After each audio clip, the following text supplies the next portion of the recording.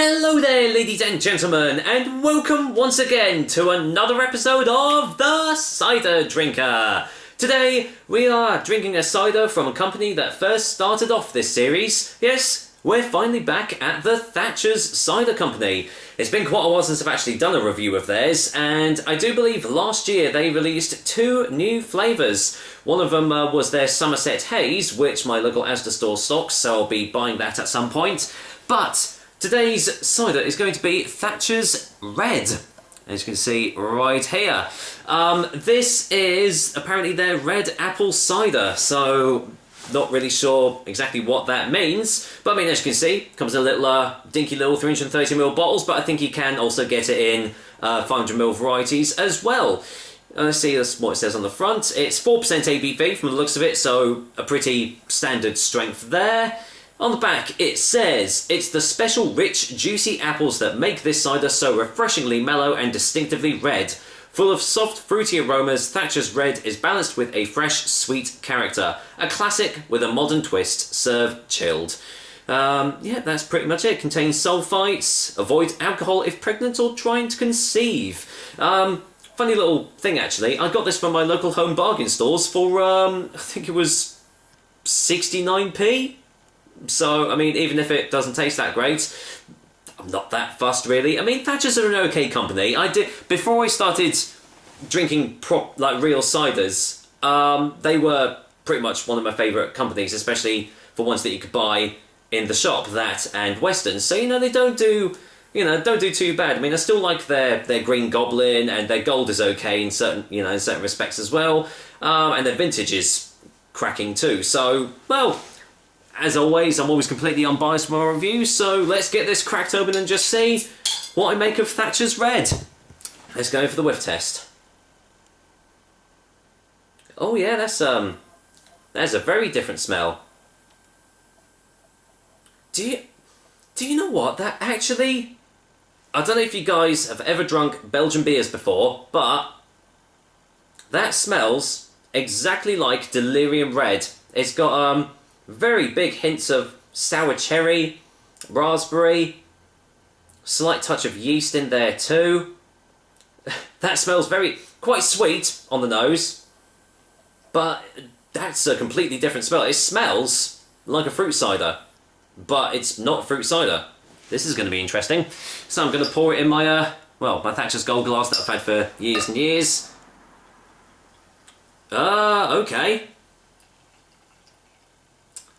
Right. Well, I certainly wasn't expecting this, I can tell you that. Let's go in for the colour test. Quite hefty carbonation, as you can see. Again, probably haven't cleaned the side of the glass properly, so I'll have to do that a little bit. But, I mean, it is red. In fact, it's not just red, it's almost like luminous pink. As you can see, I mean, I'm sure that carbonation is going to settle down soon. Well, I certainly wasn't expecting it to actually be red. This isn't a fruit cider, is it? No. Okay. I was a little bit dubious about doing this because I wasn't sure if this was just a rebranding of their Somerset Rosé. But I think they still do that as well. So this is going to be very, very interesting. Any more smells on the glass? Yeah, still getting the... It just smells like Delirium Red. That's amazing. Just, yeah, cherries, raspberries, getting a hint of blackcurrant. This is going to be a very, very intriguing cider. So, is this a fruit cider disguised as a normal one? Let's find out, shall we? Cheers, guys. Here's to Thatcher's Red. Cheers.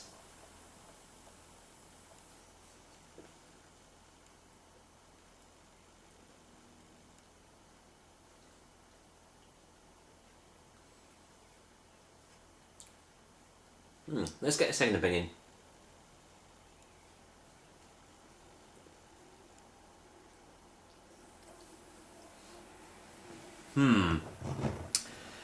I don't know what to make of this. It tastes like it tastes like a fruit cider.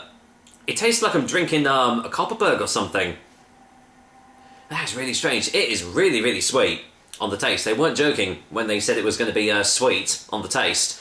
But this is an enigma of a cider because it looks like a fruit cider.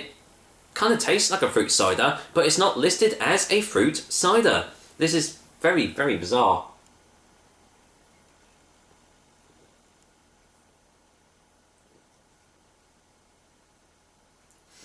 I mean, it's got quite a full-bodied texture behind it. Not getting any clawing up at the back of the throat just yet. So, don't know if sugars or sweeteners have been added into this. It doesn't say on the back here at all. But, yeah, this is strange. Very, very strange. I would definitely say that this doesn't taste anything like a normal apple cider, as it should, as it should be. And the fact that the colour is... Well, I mean, you saw the colour, didn't you? It's a luminous red, which, again, isn't normal for an apple cider. So, it's kind of hard for me to recommend this if you do... If you were going in thinking it was just going to be a normal apple cider with just like, a red apple taste, then I can't really recommend it because it does taste, look, and smell more like the Copperberg mixed berries or Recorderlig or something. It isn't as sickly sweet. There's no clawing up, thankfully, at the back of the throat. All the notes that I mentioned on the nose are in the taste as well. You got those hints of raspberries and cherries and stuff. But I am dubious as to whether this is actually it's obviously not a real cider, is it? But it would be interesting to know if something else has been added into this drink to give it those smells and especially that colour. Because even if you use red apples in your cider, it shouldn't actually come out as red. But I mean, as it goes, I mean, it tastes all right. It is mellow. It's quite juicy. But yeah, those tastes are just really strange. So let's go in for a final taste before the final verdict.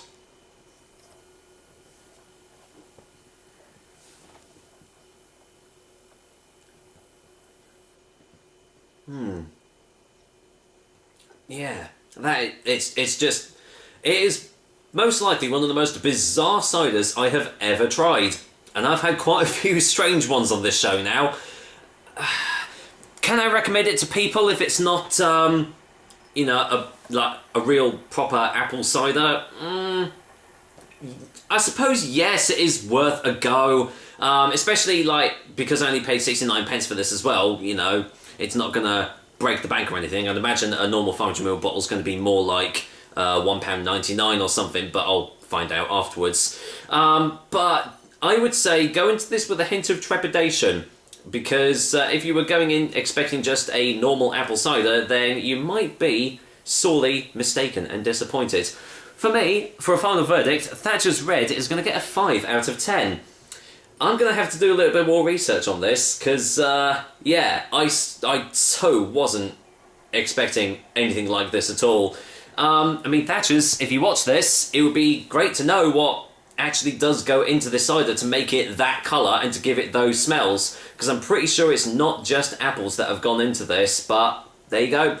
I could be wrong. What I will say is, if you are interested, give it a go. It doesn't taste bad. It's just completely different to what I was expecting. So there we go, another episode of the Cider Drink for you guys. I hope you liked it, and as usual, I will be back with another delicious and tasty cider soon.